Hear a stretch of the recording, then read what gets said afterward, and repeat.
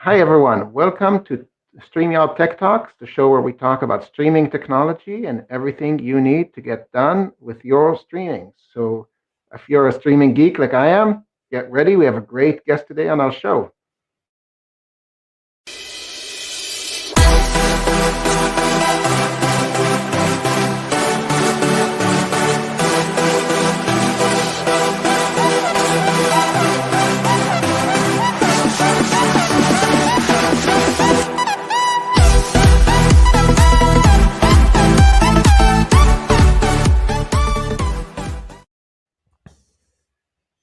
Leo Mindel, thank you so much for joining us today. I appreciate it.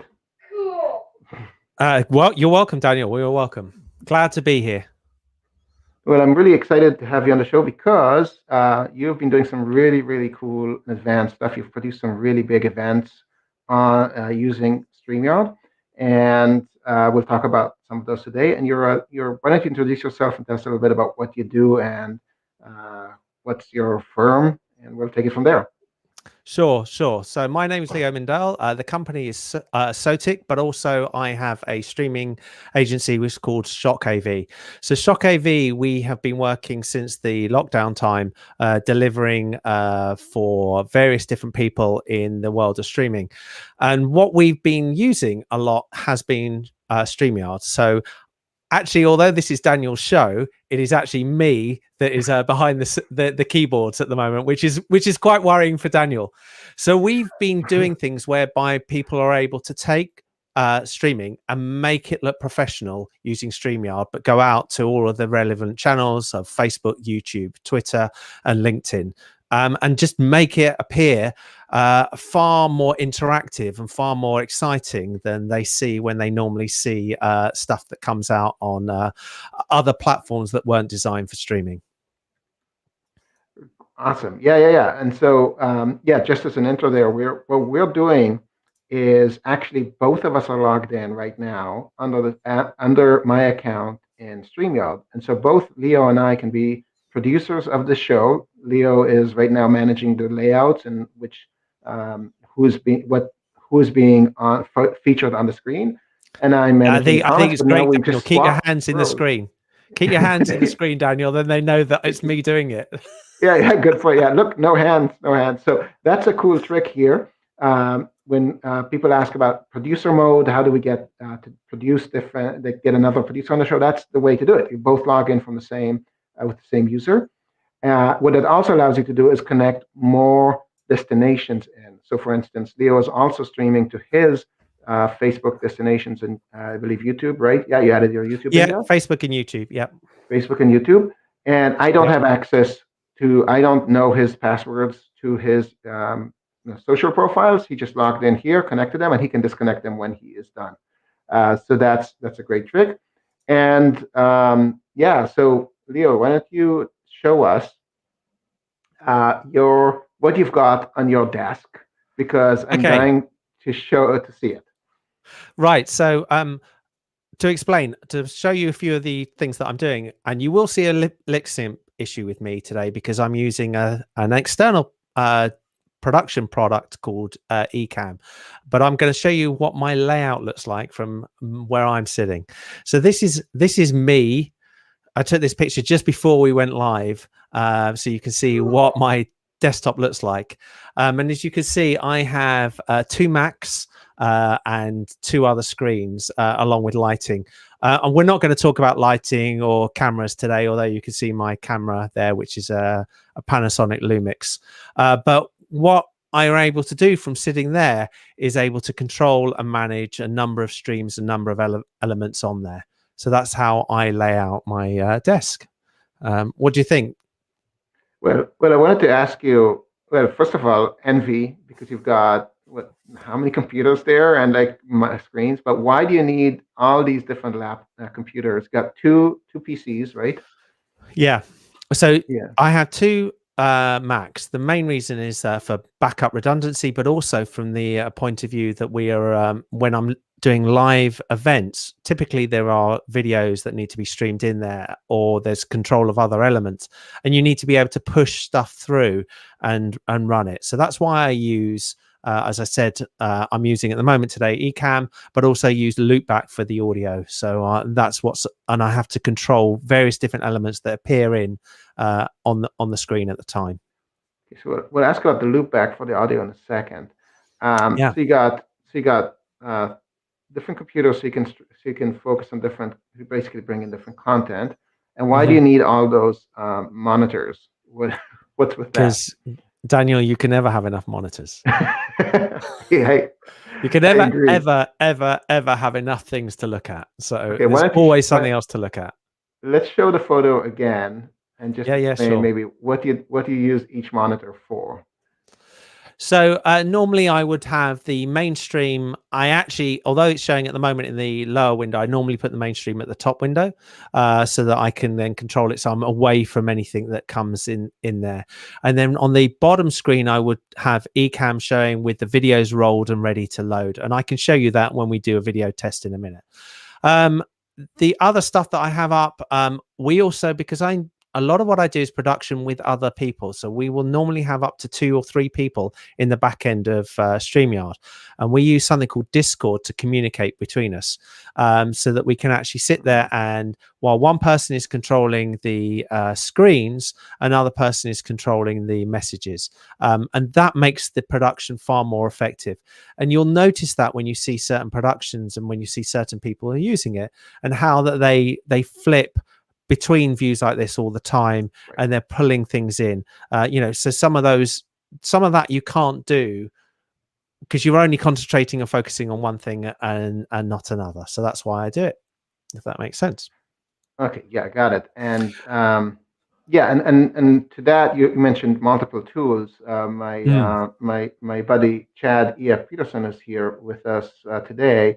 He and I have a show called Superlucid, which is a different kind of show, but he uses OBS, and then we stream it into StreamYard, and then he manages some aspects of the show from his end, and I manage some of them from my end. So yeah, you can do. Sometimes it's good to have 2 computers or 2 people. Absolutely. To really do this kind of function. Absolutely. So, I mean, as you can see, when I flip between that view that you're looking at me now or this view, I'm flipping, as I said, on using Ecamm. But one of the great things that I can do with that is I'm doing that through a Stream Deck. So I'm being able to move between different views. And anybody who does a lot of production of a lot of stuff, you'll start getting to the point where you're going to be using keys to be able to move between things really quickly. Right. Okay. Let's touch on the Stream Deck here for a second. Okay. Okay. Just for Danny. That's Chad there. So what are your top 3 shortcuts on the Stream Deck? Okay. So I'm going to try and see if I can actually show you my Stream Deck. So there is my Stream Deck on there. So I'm able to sit there and for my own buttons bring in. So I cheat slightly. I run StreamYard in Canary. Which is the beta version of Chrome. So I can always bring StreamYard to the front by just clicking once on Canary. Then I can bring Ecamm to the front, and then I've got the buttons to go next into the next things. Obviously, the most important buttons, which have got nothing to do whatsoever with streaming, are the ones to control Spotify, so I can choose the next track to when I'm listening there, making cuts. Totally, I agree. Yeah, the Spotify buttons are the most important. If the world, that's it. There you go. So I'm just gonna hit my button there. There you go. Okay. Yeah, there you go. To cheer for that. So okay, cool. Love that. So one of the people was asking a question, and I did say this. One of the things that I'm running is loopback. And I'm going to just bring that in as people are asking why is my audio slightly off sync. I'm going to bring it in the old-fashioned screen share way just to show it. So this is loopback, and loopback is the ability for me to control the audio that's coming in. So my audio is coming in from my microphone down here, and it's going out the output channel, and then in StreamYard I'm bringing in output channel there, and I have completely different audio set up for internal. When you're doing that and you're doing a camera through a USB, you will get an out of sync. And I know it's out of sync. I can bring it completely back into sync, but because I want to show you some stuff on video, it's like you decide what you want to choose between the choices of the different things. But when I'm doing, you have to remember that normally when I'm doing live events, I'm not actually on screen. So I'm just sitting behind the screen. So I wouldn't, if this was just me on a live event, I wouldn't be using this setup. Okay, so let's talk about your how you manage live events. When you do sometimes big live events, or oh, okay, that's the question. Yeah, Facebook user. That's the question Thanks, I've just Facebook user. answered. So Yeah, just yeah, answered. Already done. sorry. Yeah. So yeah, so when you produce live shows and you've produced some big ones, how many people are on the production end? How do you sort out the roles between you guys? Okay, so typically we will have up to 4, but normally 3. And then we'll have the 3 people. We'll have one person who's calling the actual event. So they'll be actually just saying, this up next. We've got 20 seconds to go on here, 10 seconds in here, bring this on, bring that on. So they're just calling the whole event. One person operating the cameras. So that's moving around the scene settings. So this is doing all this thing that we were doing earlier. So we bring that in. And then a third person who's doing the graphics and bringing in the relevant, the stuff from the comments that come in from people who are watching. Like So this. so that's it. Yeah, exactly. Yeah. So awesome. So 3 people, and then how do you communicate between you during the show? Good question. So we use something called Discord. Discord is the same tool that a number of the gamers use. And what we do with that is we are actually listening to each other. So because of lockdown, we're obviously separate. We're in completely different locations. There's nobody sitting next to each other. But we're actually talking on Discord all the time. The way we do it is because obviously those 3 people are not on screen, so they're able to talk and listen to each other, and they're not coming out on there. When we want to talk to somebody who is actually live who are actually on the stage, we have a separate Discord channel that we can actually talk to them, and there's a push to talk, so we can talk to them at that time. But none of it's inside of StreamYard, because otherwise it will cause issues on there. So Pumis is asking, how do you access it? I guess he means how do you access Discord? Like, is it if you Discord you access, it's a program that you download. It's sort of similar to Skype. It also has an ability to do chat the same way as WhatsApp, but it's or the big thing that most people who may be on this will be familiar with is Slack. But the audio quality on Discord is really, really good. It's a great product for producing with. And because you're not the host of the show, you're talking to each other on audio while it's all happening, right? Absolutely. But what I have with using Loopback is I actually push my Discord into one ear. So when I'm live on and one of the other producers is actually listening, I can actually hear it in one ear and the rest of the show in both ears. So I don't have to change ears or don't have to change anything. So Neil, you can hear it in one set of headphones and that's it. I'm running at the moment Bluetooth headphones, which are in-ear Bluetooth headphones. And that's how I'm hearing everything on this call. Carol is asking, how do other staff log into the administrative piece while the other person is live? I'm not sure logging into. Okay, so what you're asking about, Carol, is when anybody logs into StreamYard, it goes and sends a 6-digit code to the person who's owning the StreamYard account. But you can actually log in multiple times. So we can have 4 people logged in as administrators or producers into the back end. And they have exactly the same accounts and exactly the same control. Obviously, there's some difficulties with there. You need to make sure that the people you bring in, you trust. So you don't ever bring in Tristan. And you have to bring these people in and make sure that because they actually have control of the ability to start and stop the stream. Yeah, exactly. So just to clarify that, if somebody didn't pick up on this, the 2 ways, there's the official way of bringing people into your show, which is through the invite link. Then the person who enters through that link has limited access. They can't manage, they can't produce the show, they can't add destinations, they can't even see how many people how many viewers you have in the live, all that kind of stuff, right? you're controlling them. All they have is the camera connection and the window.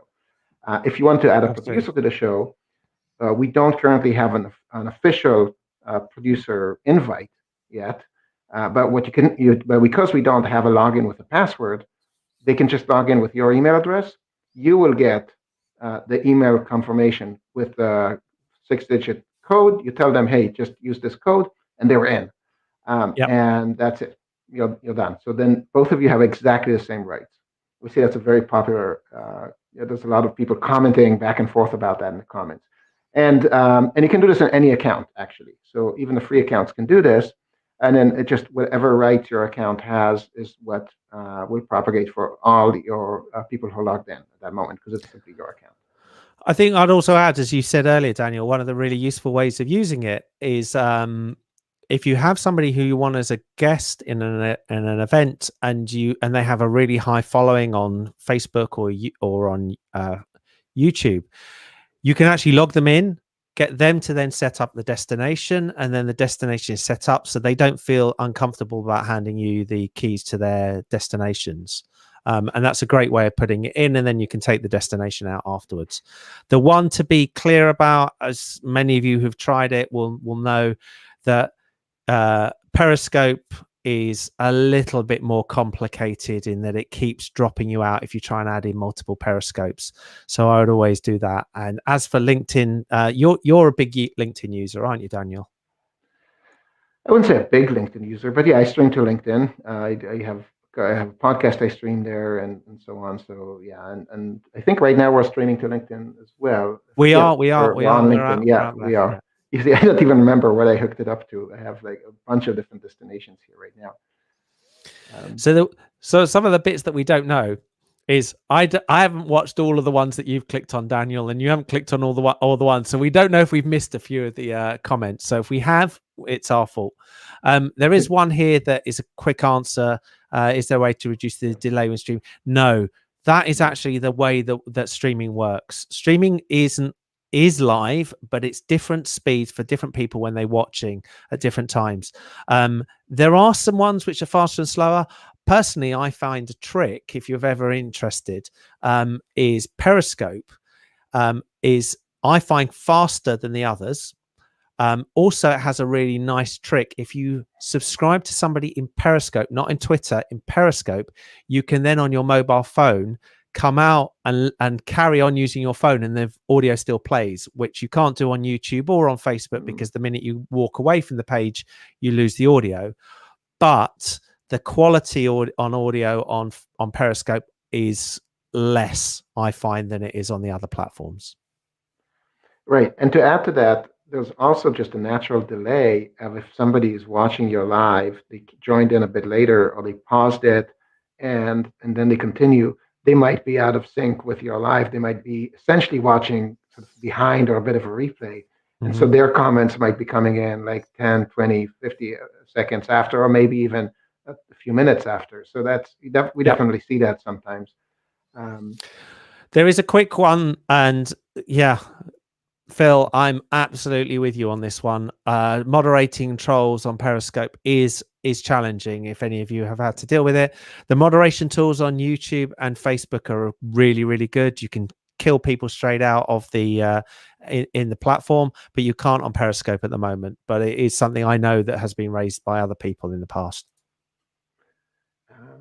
Yeah, that's lots of. I see a lot of discussion as well in the comments that are kind of taking off track. And one of the things that I did not do, which I wish I had done, which is a cool tip here for moderation and managing comments, and knowing how to spot the questions for the show versus side track conversations, is asking people, if you want to ask a question, or you want, then use the hashtag ask, and we'll have you on the screen. If you, because that way we can spot it easily, and we know you're not just answering or asking somebody else in the comment. It is. There was on the town hall, and it for those of you who are new to this area, StreamYard does a town hall every Sunday. For me, it's Sunday 2:00 in the morning. For anybody in the east and the west coast, it's a much more comfortable time. And it did come up that people were asking about threading of comments that came up as one of the points this week. Right. But Yeah. you know, always worth knowing about. So I just wanted to give you some other things, some other tips of the things that I do. One of which Yeah. is about branding. So Let's talk about the branding, because that is really, yeah. So one of the things that people always ask about is things like, how do we bring in sponsors so that we can do something? So I'm going to show you here. So I've got a background here, which is quite busy, but it's busy on purpose. And you can see there's a brand here. What we're able to do is I've got that's down as a background, and then I have an overlay, and this overlay sits on the top here. Now you'll look at this overlay and you'll say there's nothing special about that overlay, but if I show you in the fast update version of this overlay, what actually is happening is the overlay is an animated GIF, and so I'm actually pushing in adverts or different logos from different sponsors for an event that's coming up in a couple of weeks' time for me, to show you what that really looks like if you break the two elements down. If I go back to the old background, you'll see that now it doesn't look very good because it doesn't match, but you can see the effect is there, that it's just an animated GIF that's sitting over the top that I've created. I created that in Illustrator, push it out, and there's a GIF maker, which is a website you'll find. You can put in 4 layers, tell it how to animate it, how fast you want it to be on, and it'll all work. And I find that to be a really nice way to be able to put in sponsors so they're not always on your pushing really fast. I know this is the fast update of it. Normally I run it at about 30 seconds per transition, so over the space of 2 minutes it will go through its rotation of 4 different animations. So I find that quite useful. That's amazing. Now, so just touch up on that. So you described clearly the technical side of how you did it. Yeah. In terms of getting the sponsorship, so you're doing this for your customers or for your own show? Yeah, so I'm or running events. I'm running events for my customers, and they are getting sponsors for their events. That one is for something that's coming up in about a week and a half's time for Cambridge University. They have a discussion talk on various different things, and they've got 4 or 5 sponsors. So that's how we bring them in there, for them to show their sponsors, and everybody makes them happy. Great. And yeah, see, Chad is poking fun of me, but the question I think is really valid. Like, how, at what point would sponsors be interested in you? What kind of audience would you need to have? Or I know you might not want to disclose the specifics of your agreements, but what is your advice there? So sorry, I missed that. It was my fault. Ask me again, Daniel. Sorry. Oh, yeah, sure. So in terms of gaining sponsorships, at what point do sponsors become interested in you, or what kind of sums of money are we looking at here? Okay, so I don't actually sell the sponsorship because obviously it's not my shows. On my shows that I do produce, which are for me, are all about skiing and snowboarding, and I'll be happy to have a free meal anywhere in return for you can have as much sponsorship as you like. But it's about delivering to the audience. And if you're delivering engagement in the audience, and we talked about it, we're now back in a very plain mode. But normally, as I was saying before, when I'm doing the production and we're doing things, I tell you, anybody who produces and shows, there's some people in the StreamYard team who do both the production and they're on shows. Hats up to you, because it's just hard work being on the show as well. But you really, if you're producing something and you're continually producing it, you will get long-term sponsors. And putting them up as I did before, just to bring that up really quickly again, so that you can see that sort of thing puts those sponsors in people's face for a long time, because you can leave it on during the whole time. It's very similar to sort of stadium advertising around the outside of the ground. Yeah, and it works. It works without having it to be too fast on there. Okay, so I've seen a number of comments asking, did you do this with StreamYard? And the answer is yes. Yeah, right? You just uploaded the GIF. That's okay. it. So we're gonna recap it quickly so we can. Okay, so I'm gonna do this. This is gonna be fun. Let's see if this works. Okay. So hopefully you can still hear me. Yep. Oh yeah, yeah. Right. So you're now seeing on my window the outside of StreamYard. So in StreamYard itself, you'll see that I have got the update, which is the animated GIF is there as an overlay. So there's an overlay there, and it's the one that's selected as an animated GIF. And the background is the one at the bottom here. At the moment, I'm on the blue, so I'm going to go to the other color.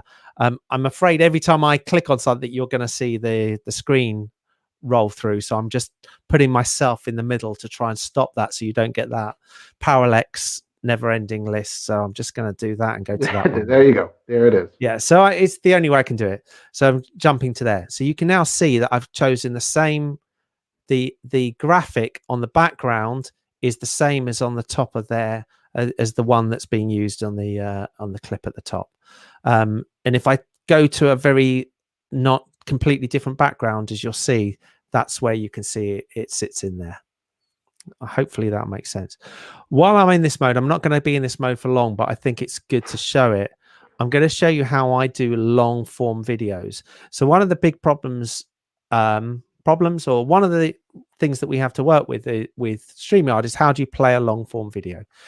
So what we do is we put in 2 stings, a build sting and an end sting. So I'm just going to play the build sting now, and then what's going to happen after the build sting is it's going to bring us back to just my screen on me. So that's if I can do all of these in one move.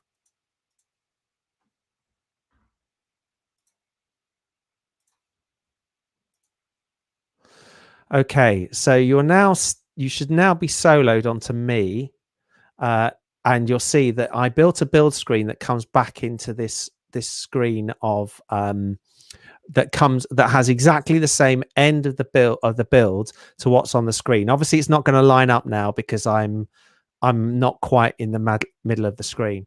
So I do that. I then run the video in Ecamm on there.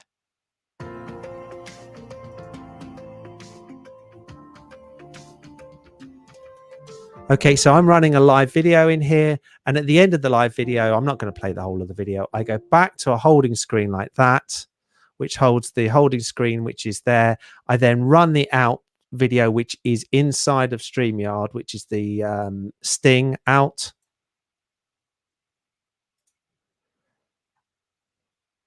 And fingers crossed, you're going to see us both back on the screen again. So that's a way of running the long-term videos or long-tail videos. Yeah, and so okay, yeah, that easy. Yeah, I love it. You got so many tricks, and it's so many different ways of doing things. Every time on the show, we show different ways of doing something. So I've gone. I think the longest I've gone in a single event has been 8 hours. And in that 8 hours, there have been sections of different videos that have lasted up to an hour. So a whole session was recorded. And you can see that by mixing that through, you can run videos from an external channel, an external way of doing it. And so the point of the holding image, let's just kind of review that. Why do you need a holding image? The holding image is the magic that always makes it work. So I'm going to do it again. I'm going to literally, if you imagine we were talking here, and I'm going to say, and now I'm going to, this is going to be horrible for Daniel. I'm going to remove Daniel from the screen. So I can say something like, and now I'm going to bring in my guest.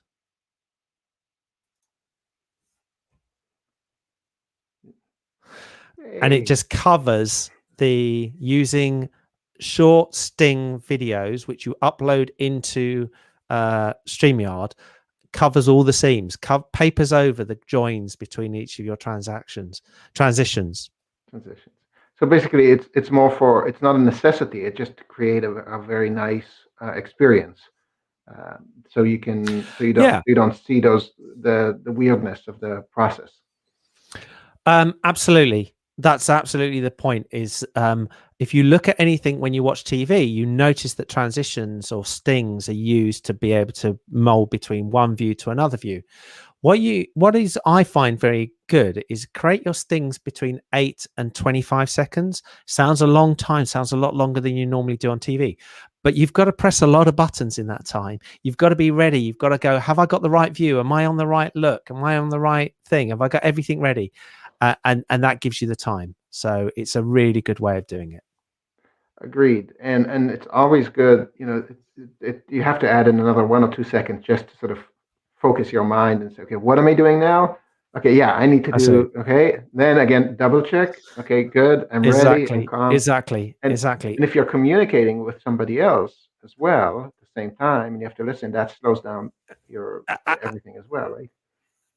Absolutely. And that's where you've got to try and look at how you can use this platform. Make sure that you're using it in a way to bring to life the people, because we're all familiar with we haven't got a blank background. We're all familiar with that view. Yeah. Yeah. That view with names on there and a certain company which starts with Z. We've seen that view for the last 9 months. That's all we've seen. That's all people who are watching your program are used to. So when you take that view away and you start putting information in and you bring it to life, then suddenly people are going, right, I can see that it's an interesting view. They can see various different ways that you can see the difference of this. Yeah, and it's so true, and also just the psychology in this of the the fact that if there's motion, the eye is kind of hooked onto it. If it's static, then you can just walk away. It's just attention grabbing. I see. I see. We had a few questions here. A lot of these comments that are coming in, Daniel, seem to be from your other people. And they seem to be a direct question about your video skills. Tell those that don't know about your other shows and why they should be watching them. The show has been completely hijacked. I'm the guest. I'm no longer the host of the show. But so I also produce a show just for fun with Chad, or I thought Chad produces a show with me. He's the one that does all the work there, and I just I guess I just inspire him. Frankly, I'm not sure why he needs me. But yeah, we use it's a different show. You should check it out. #SubPellucid, and see, we do kind of kooky stuff in there in terms of technology and layout and other stuff. And Chad is big into OBS, and he does really amazing stuff in there. So you can check it out. We'll have Chad on this show too, and he could talk about how he uses OBS with StreamYard and does a few cool stuff. We'll have him come in someday. He's quite a whiz at these things. So there's a good question here from Chris about the limitations. So we have to remember that there is nobody has a toolkit that consists of one screwdriver. StreamYard is a brilliant platform, but that doesn't mean to say that it's the only thing you can use and use it just on its own. And we've got to be careful about that. I mean, a good example is StreamYard is not designed to be a meeting room thing where you've got 250 people, and I wouldn't use it for there. But there are so many things that StreamYard is really good for, and you can mold it with other things that you're used to. So I will use it with Ecamm. I'm also a user of Wirecast and OBS, but they all have different tools and they're all different things to be doing different points. But there are some limitations, and one of the things that we're all wanting to find out, the sound and the video of linking two things together.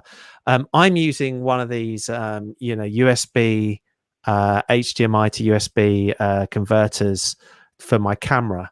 I love the view. I love it. But it does absolutely. The fans on my Mac are just going mad all the time. Yeah. But it's just what you want to use. And if as I said before, right at the beginning, if I wasn't playing around trying to show you the back end, I definitely would take away from the I wouldn't be off sync here, which I can fix, but I wanted to show you things that you couldn't normally see. That is great and kind of you. Ernie is saying that proper stingers, you need transparency, and then you're stuck with the GIF and no sound. I have no clue. I think you would. No.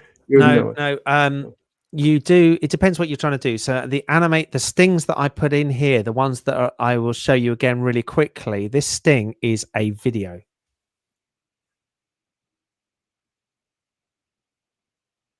It's not an animated GIF. It's a full-on video. It could have been 25, 30 seconds. If you are a good thing also to use for the stings is to actually have ones with audio on, so that you can mute your guests, because it auto mutes anybody when the sting plays. But it's up to you. Okay. Another very common topic we have here, Bill is talking about, asking about the ATEM Mini and the Rodecaster Pro, right? Yep. So now ATEM is like, some people say ATEM, some people say ATEM. It's all over the place, right? Do you have any of these tools? Do you use them? I've got it. I actually should have. I'm not going to get up to get it. I've got an A10 Mini Pro and an A10 Mini over there. I prefer for audio. I'm on a PreSonus Studio 24. Yeah, they're all required. There's lots of things and things. Again, it's what you need. Daniel, how are you doing with your A10 Mini since the update, and now you can dim the keys? Yeah, I love the latest update and dimming the keys. That was made me happy. It wasn't that important because I've got good lighting in here. I'm not one of those Yeah. dark studios, but you can't. You'd have to adjust the camera here, so you can see my ATM Mini. I've got an ATM Mini. You can see my messy desk now, and I Hold got on. all these cable ties, so I can't move it. It's fixed, and I got my little Stream Deck and ATM Mini, and you can definitely use the ATM Mini with StreamYard. The one it comes out as a HDMI. Yeah, there you go. I've got the Pro ISO. Let's have it the right way up. I have the Pro ISO, which gives you output both as HDMI and as USB-C, and so you can. So does the Pro. You can just so there's the Pro. The Pro doesn't do the ISO recordings, and I want it. No. So ISO isolation recording is the audio is recorded into individual channels. The Pro doesn't do it, but the ISO does. And so it's yeah. Go ahead. Which is again a little bit, I know, a bit tricky, but a lot of people on StreamYard also request that, and I know it's been on the list of ISO recording of audio. So if you're doing podcasts and you can split it into there, I heard it's on the feature list, but I couldn't tell you when. Wouldn't know. Right now, these tools, I mean, it's just a hardware. So essentially, it's just entering your computer as a feed. So you can use it to bring in complex manipulations and then just stream it simply and use StreamYard from there on. What else have we got here? I think that's a really, at the end of the day, StreamYard is a cloud-based production suite. What you brought into it is down to you. I haven't got the clips here. I should have done it. But I've got clips of weddings. So we've done a full thing. We use PTZ optics cameras so that we were able to follow the bride around and do all of those sort of things and then show that. But that was all. We then had her family. The wedding was in London in the UK. We had her family in Canada, New York, and somewhere. One was in Israel. And we were able to bring them in individually into the various different bits during the actual service.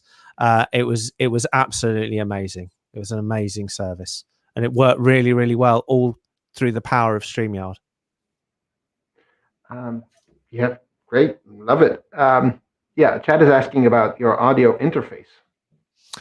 Okay, so if you're on my side of that, very quickly, I did show the picture. I wonder if I can show you the picture again. Hold on, I will go back to my setup.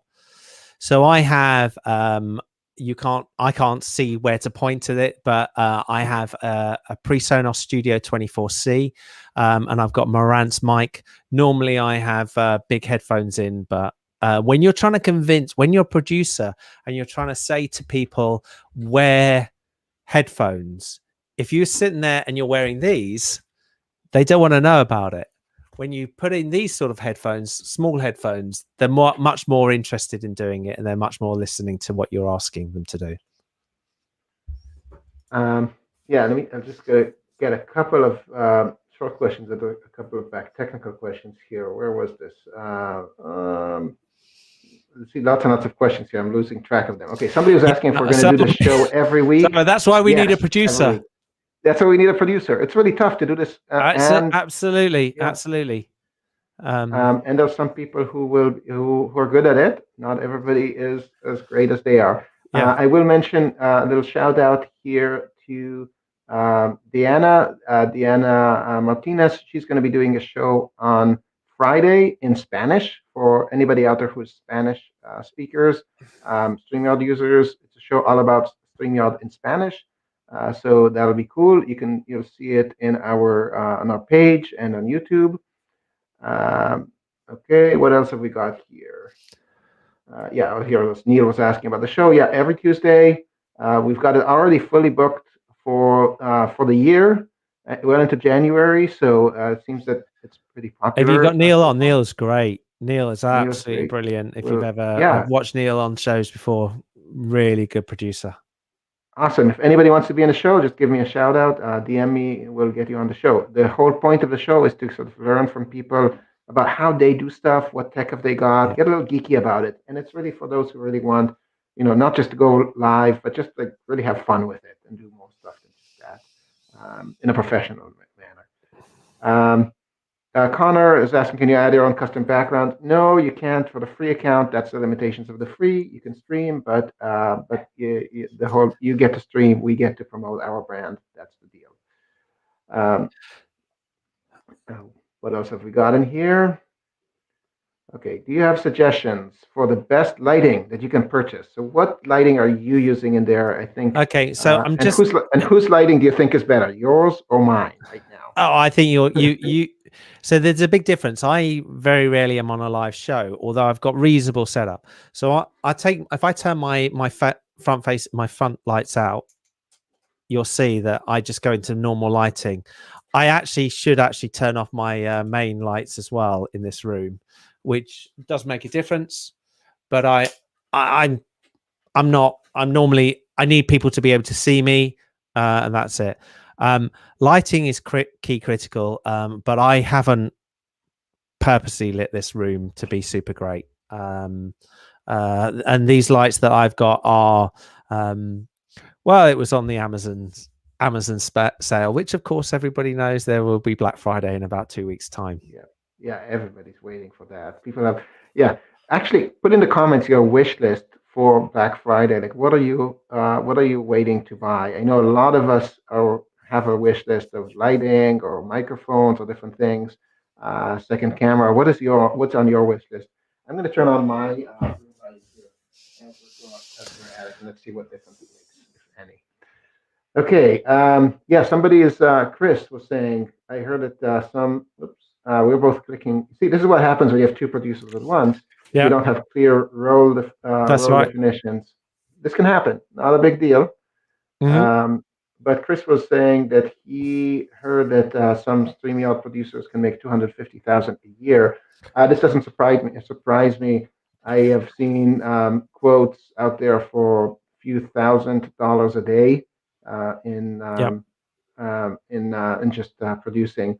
Are you comfortable talking about the rates you're charging?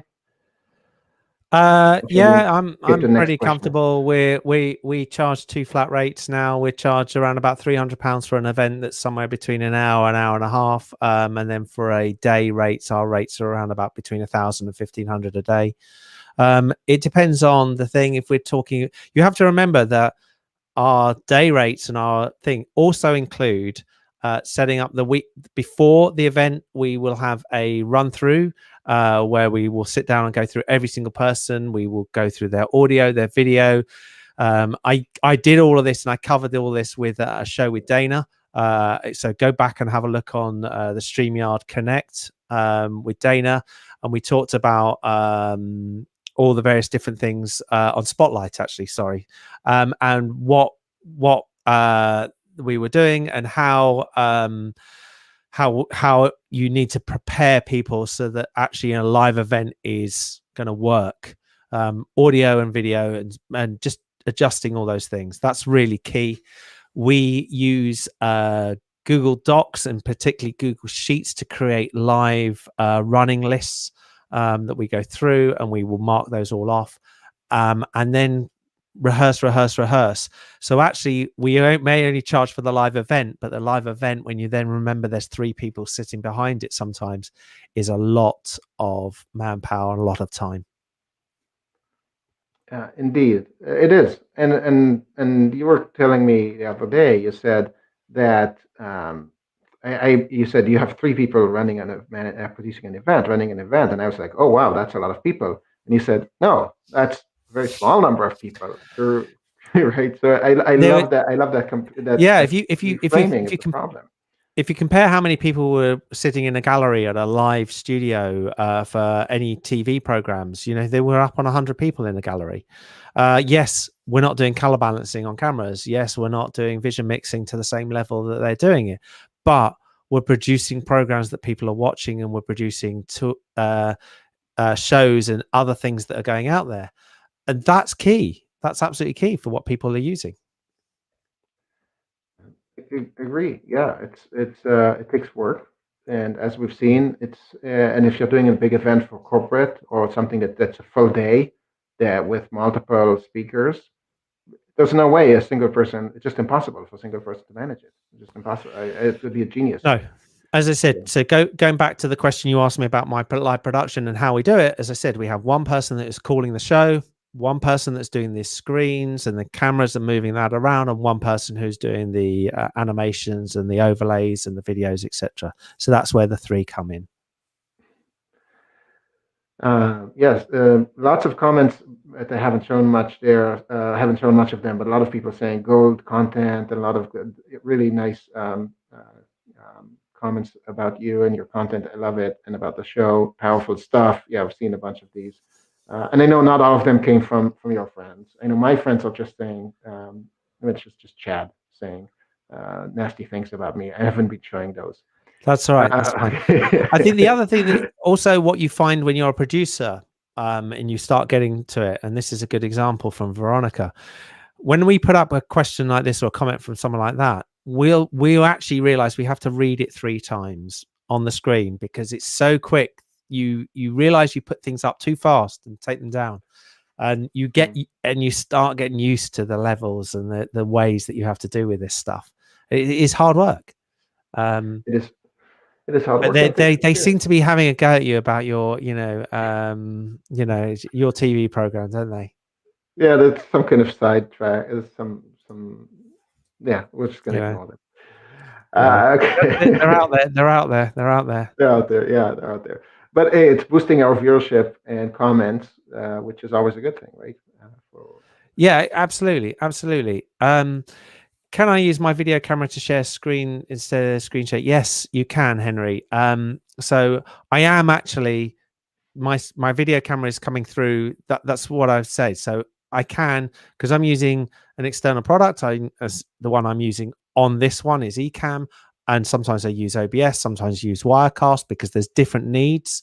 You then share that in. So that's why I'm able to sit here and I'm still talking, and you can see that I'm able to jump between there and I'm able to push through to various different pictures, but it's still just me. Right. And for those who have an ATEM Mini, who are talking about ATEM Mini, you can also bring another laptop as a source into the ATEM Mini, and then you can just switch cameras.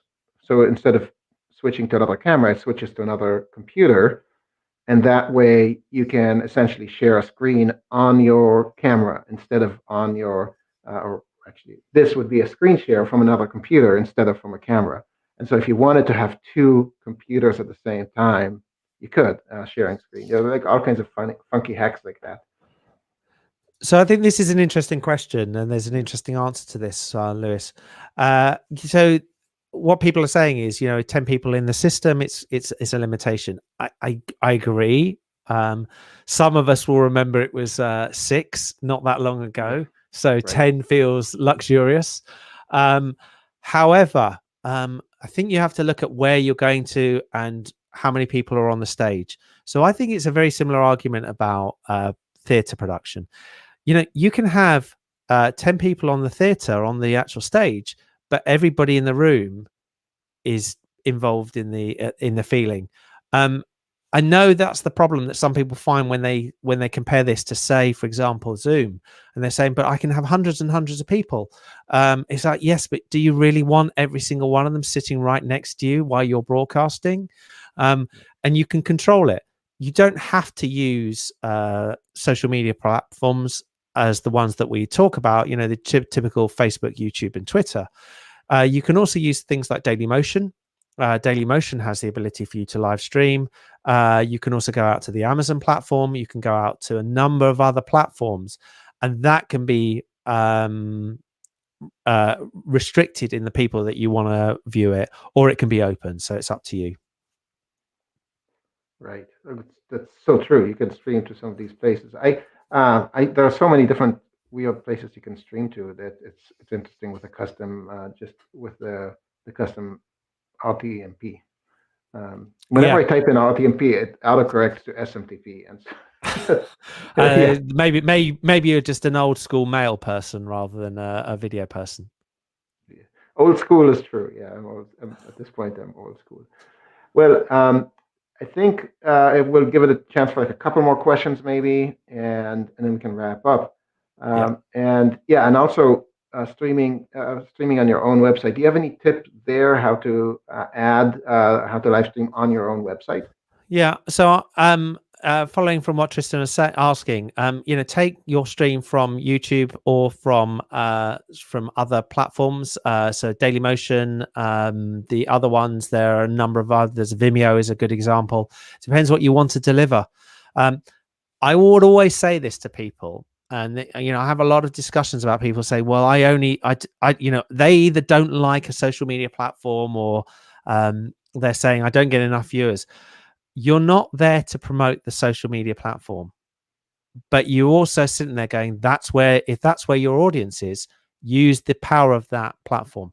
Taking, for example, a YouTube clip and putting it onto Facebook gains you nothing, because you're not using the power of that platform. So I always go live to Facebook, YouTube, and Twitter natively, so that it appears as a live event there, and that's how you gain and gather followers. And that's where you push it through.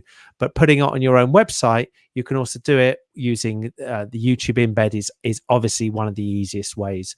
But as Tristan is very kindly listed out, Dailymotion, Vimeo, AWS, Google Cloud, I'm sure there are many, many others that will come out as the world moves forward.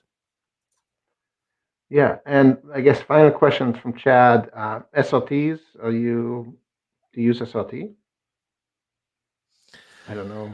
No, because at the moment, I'm doing all the production in one place, and we're using everything. Sorry, we're doing it through the StreamYard thing. So, and my understanding of SRT over NDI is the ability to send the signals across the internet. And one of the things that took me away from the platform we used to use to StreamYard is the fact we don't have a single pointer of failure. So if Daniel or myself drop out, this stream will continue. In fact, we can both drop out for about 25-30 seconds, I think, and it will still continue. But we're not reliant, and at the moment that is a real key difference. When I've tried to use the old platforms I used to use, where you bring everybody in and then NDI them onto your thing, you're massively overbearing any internet connection on a single point at home, because your upload speed is the problem. Wow, that's like super specific. I mean, it's really important, and most people don't think about that stuff. So really great information here, guys. You can keep talking in the comments, and I think Leo, maybe for anybody who doesn't know you here in the audience, if there's maybe just give a little shout out to you and tell people where can they reach you and find out about you, and if they want to know more. Sure. You can find me. Funnily enough, you don't find me very much, but you'll find me on Shock. Is the stuff that I do for live streaming in the UK. Shock AV. My other real company is this one, Sotic. We're a digital sports agency, so we work for governing bodies and federations around the world, doing all their websites. So that's where you can find me on that as well. And watching streams and where you can definitely find me is in the StreamYard community. In the Facebook group, and ask questions, and we'll try and answer them. Awesome. Yes. So shout out to the Facebook group, and if you're in any of our channels, check out the other channels. We've got YouTube, we've got LinkedIn, we've got a bunch of other shows. And always remember, before you go live, turn on the Do Not Disturb mode on your computer.